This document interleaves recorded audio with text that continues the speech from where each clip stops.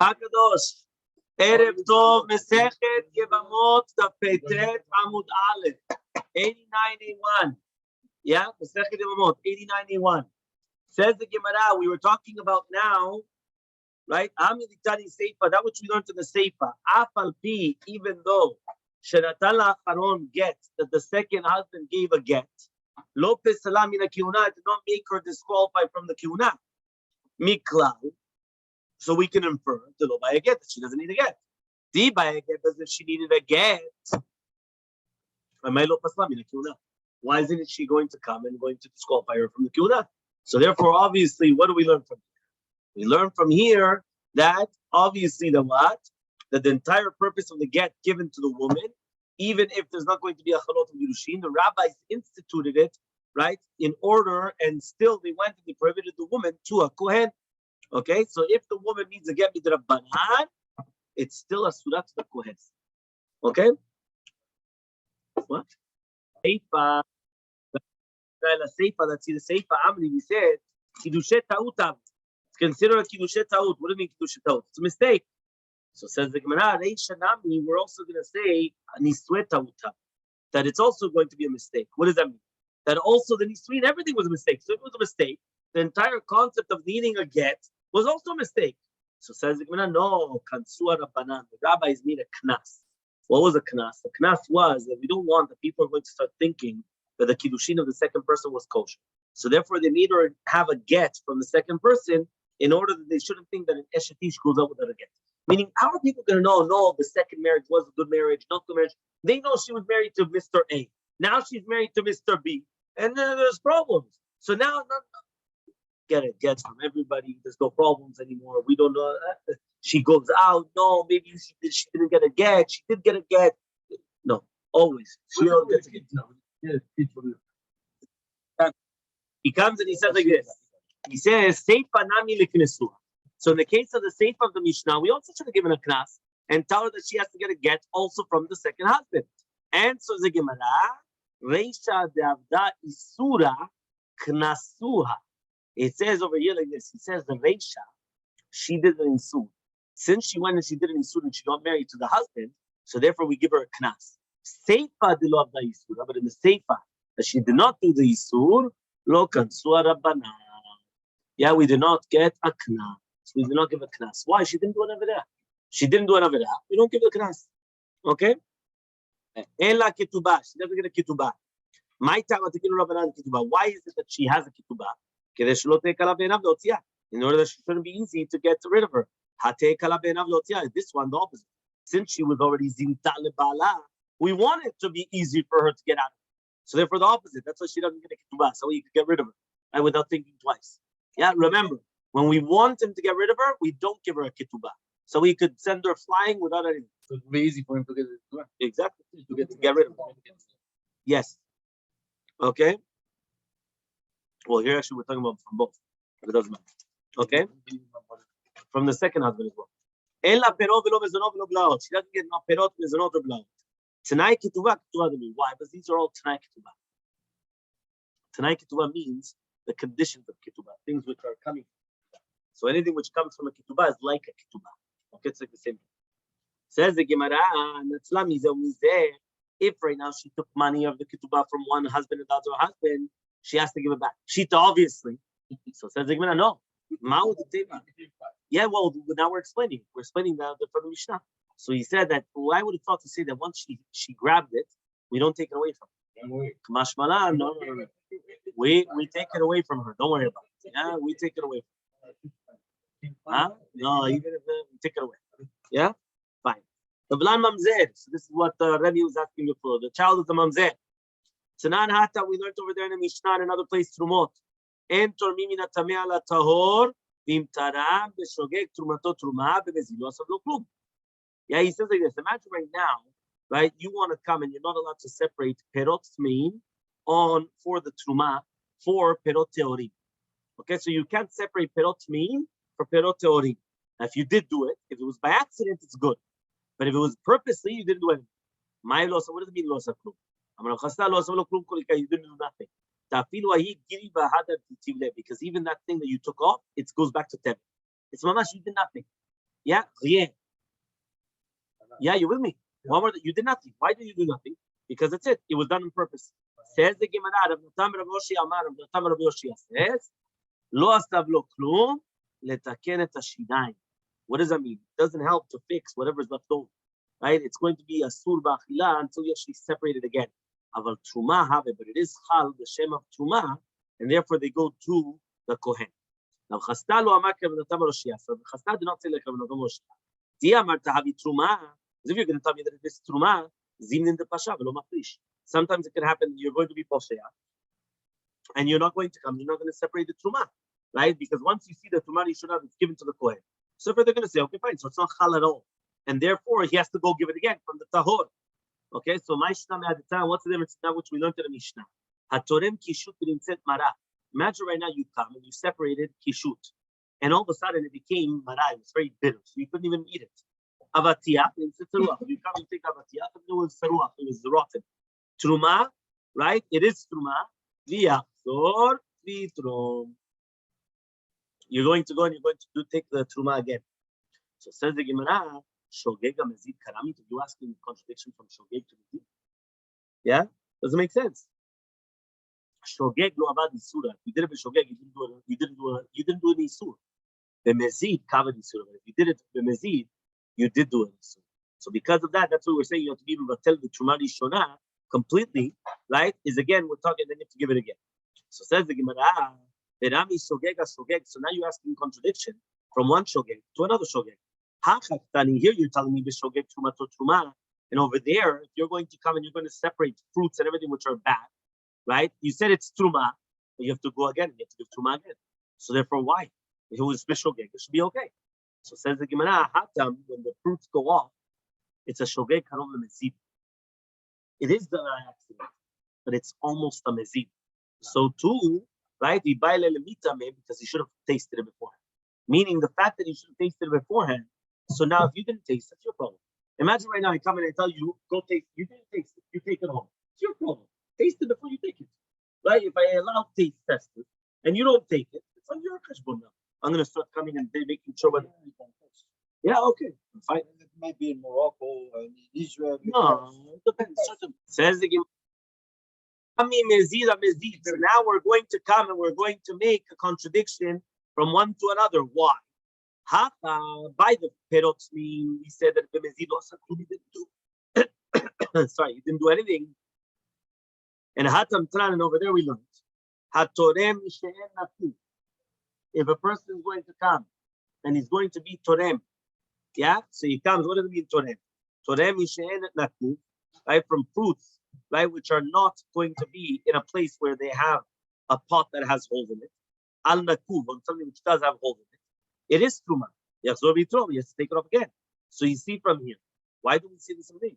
That these fruits which are in the atzit shenonatu, which right go back to becoming tevet. So it's mezida mezid. That's a contradiction. So answer the Gemara: bitre man etzait, echaman etzait. In fruits which are growing in two different kelim, for example, in atzit naku, atzit shenonatu, it's mistaber that he's going to come and he's going to do it a second time around from the kliya sheni. But in the same utensil, we're not going to suspect. Remember, an atzitz naku means is that the nourishment is coming from the ground. It's got a hole. So therefore, the nourishment goes straight to the ground. Atzitz naku is like, those flower pots that it doesn't get, there's no hole in it. Right? Yeah, that's the in essence.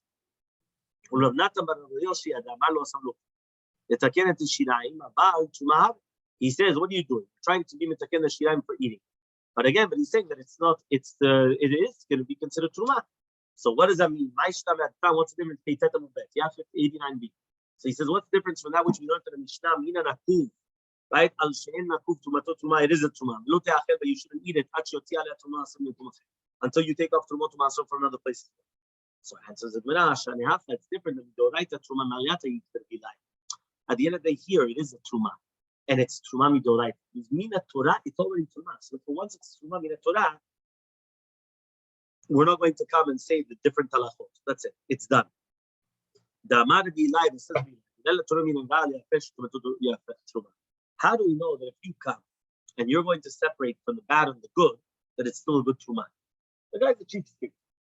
He's got a cheapskate.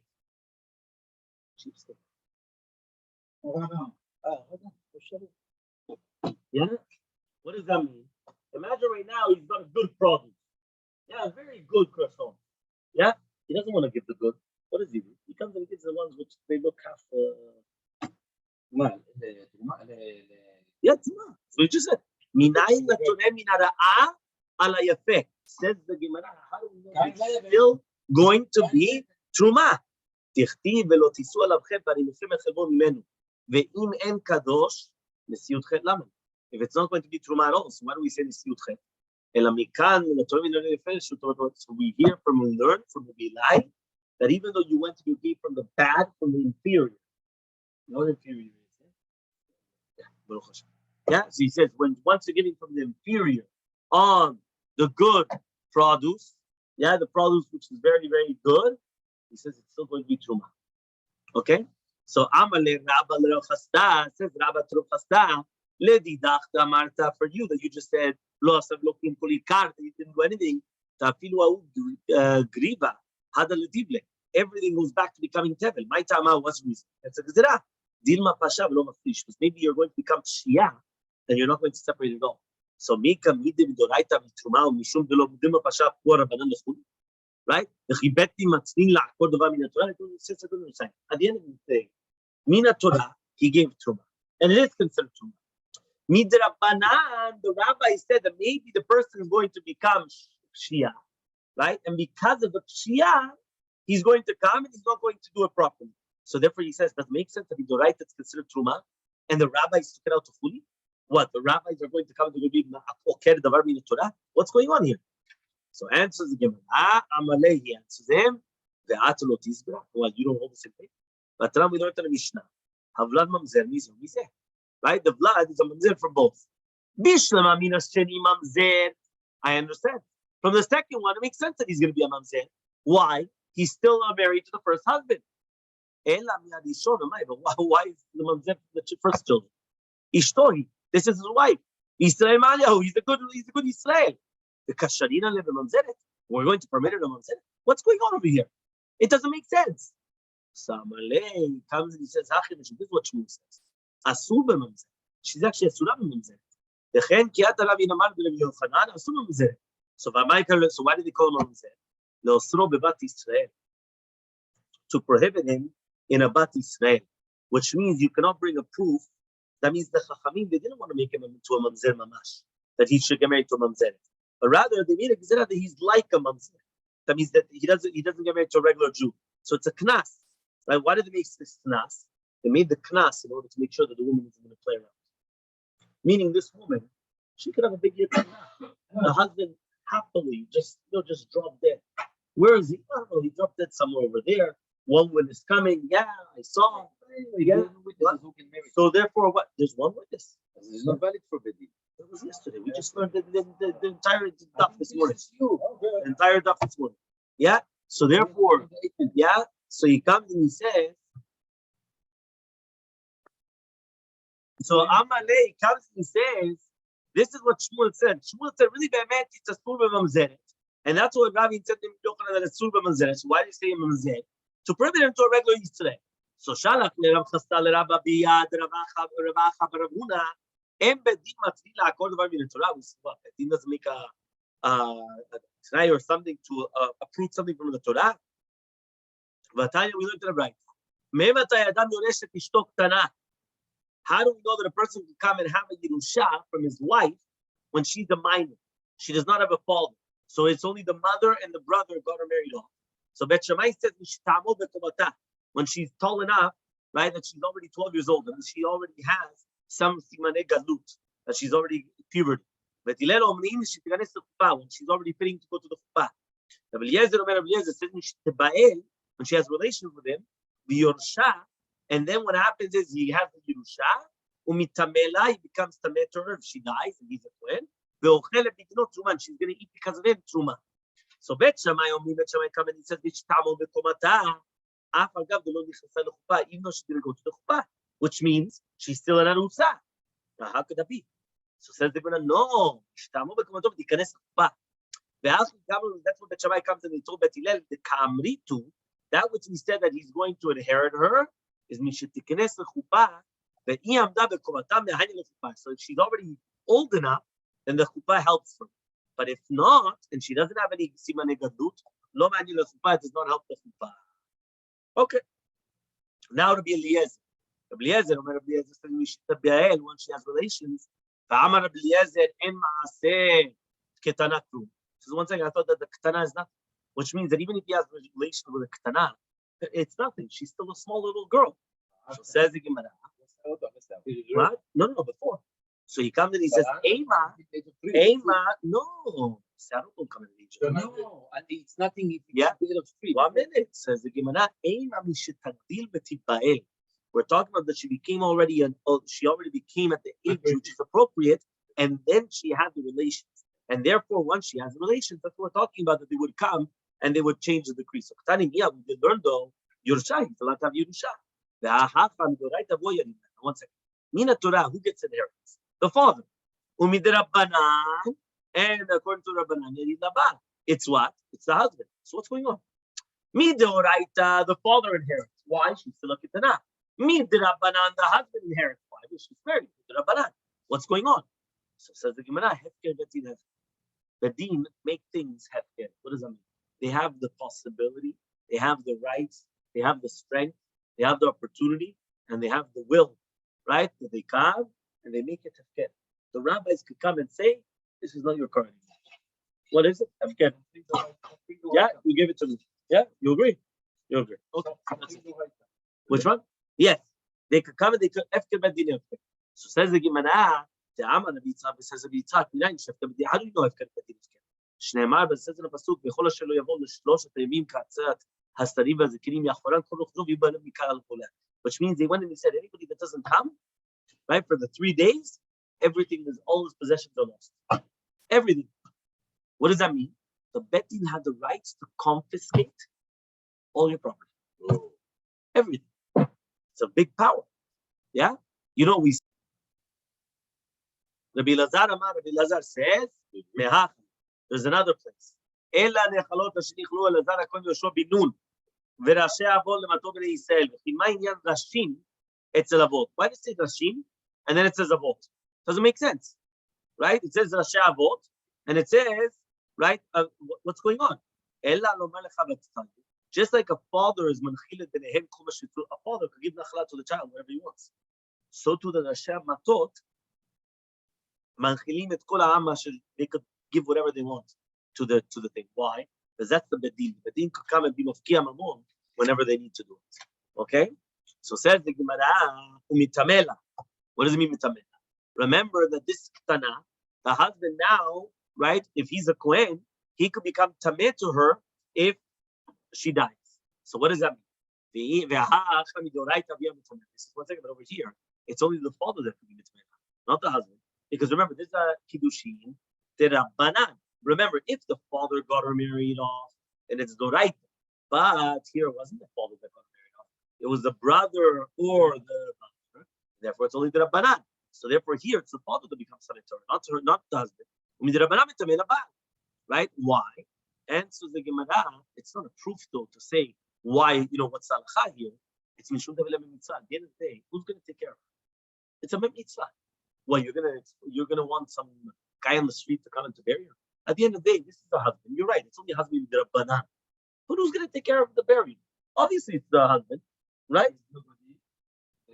You're right. 100%. If there's nobody, so then it's a regular mitzvah. And then every single person has obligation. But here, the husband is like a mitzvah. Because at the end of the day, who else is gonna take care of her, right? She was an orphan. She came and she died. Who's gonna take her? Obviously, the husband. The husband is only the rabbanan. The husband is a husband. Yeah? So it says the Gemara, is considered a mitzvah. Tanya, I thought we said that what is a mitzvah? That nobody can bury them at all. Right? So then they're going to call and nobody's going to actually help. You know, like they're going to end up in mitzvah. So here, at the end of the day, the husband here, it's not a mitzvah. So it says the Gemara, you're right. You're right over here. Since over here, since nobody's going to inherit, right? Because they said that the husband is the one that's going to come and going to inherit her. So nobody's. You see that here from here that when there's inheritance, people talk, people walk, right? People come when there's inheritance. When there's no inheritance, here, what's happening is that who's supposed to inherit? Her family. Her family are not inheriting. Who's inheriting? Huh? The husband. The fact that the husband's inheriting her family are not going to come. What does it mean they're not going to come? Yeah, they'll come to show their face. But they're not going to come and start paying or taking care of everything. Why? We don't get any inheritance. So therefore, who gets inheritance? The husband. So not the husband. Exactly. But you should know though that Rabbi, that's what goes on today. Yeah, that's what goes on. Okay? And then tomorrow, Hashem, we continue.